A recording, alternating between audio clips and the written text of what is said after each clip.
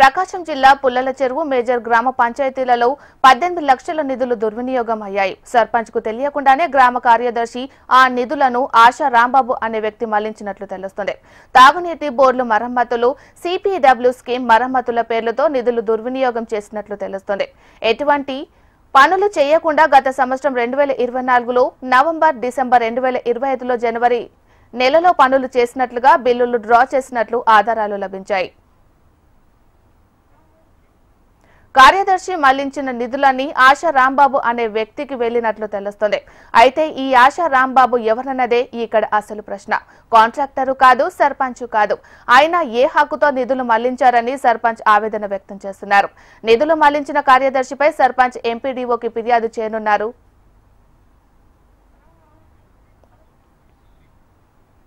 మరి ఇదే అంశానికి సంబంధించి మరింత సమాచారాన్ని మా ప్రతినిధి శౌరి అందిస్తారు. శౌరి,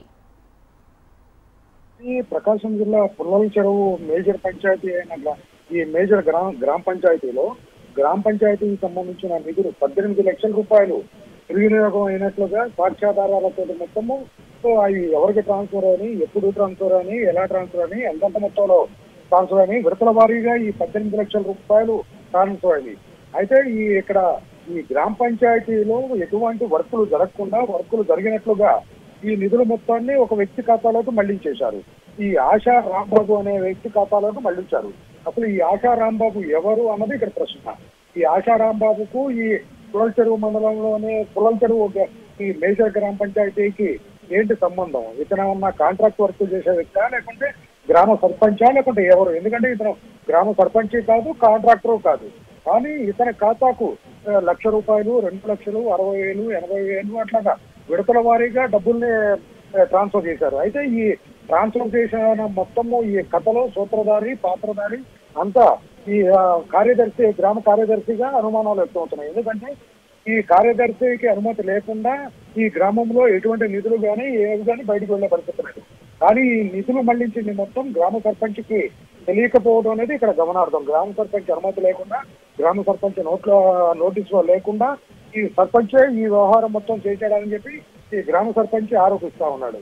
అయితే ఈ వర్కులు జరిగినట్లుగా కానీ, లేకుంటే వర్కులకు సంబంధించి నిధులు కేటాయిస్తున్నాము, నిధుల్ని ట్రాన్స్ఫర్ చేస్తున్నామని ఒక ఎంబుక్ కూడా ఎక్కడా లేకుండా, ఎక్కడా రాతపూర్వకంగా లేకుండా నిధులు మొత్తం సర్పంచ్ తెలియకుండా ఈ కార్యదర్శి ఈ ఆశా రాంబాబు అనే అకౌంట్ లోకి ట్రాన్స్ఫర్ చేశారని అనుమానాలు వ్యక్తమవుతున్నాయి.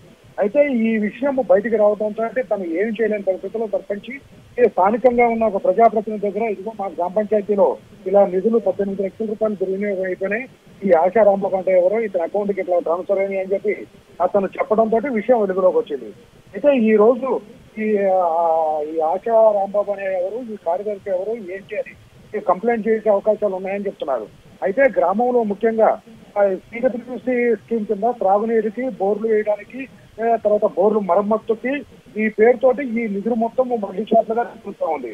కానీ గ్రామంలో ఇటువంటి వర్కులు ఏమి జరగలేదని చెప్పి చెప్తా ఉన్నారు. అయితే ఇది ముఖ్యంగా 2024 నవంబరు, డిసెంబరు, తర్వాత 2025 జనవరి ఈ 3 నెలల్లో గ్రామ పంచాయతీలో వర్కులు చేసినట్లుగా ఈ బిల్లులు పెట్టుకునేసి ఈ నిధులు మొత్తం ఒకే అకౌంట్ కు, ఒకే వ్యక్తికి సంబంధించిన అకౌంట్ కు ట్రాన్స్ఫర్ చేయడం ఇక్కడ గమనించాల్సిన విషయం. అయితే ఈ ఆశా రాంబాబు అనే వ్యక్తి ఎవరు, దీని వెనక ఎవరి హస్తం ఉంది, ఎవరెవరికి వాటాలు ఎంత ఉన్నాయి, ఏంటి అని అధికారులు, జిల్లా స్థాయి అధికారులు దీని మీద విచారణ జరిపితే గానీ బయటకు వచ్చే అవకాశం ఉంది. ఎందుకంటే ఇటువంటి ఇన్ని లక్షల రూపాయల్లో ఈ నిధులు దుర్వినియోగం జరిగినప్పుడు దీనిలో ఒక 2-3 పాత్ర ఉండి ఉంటది. ఎవరు అధికారులకు తెలియకుండా, లేకుంటే ఒక్కళ్లే ఇంత సాహసం చేయరు అనే అనుమానాలు కూడా వ్యక్తమవుతున్నాయి.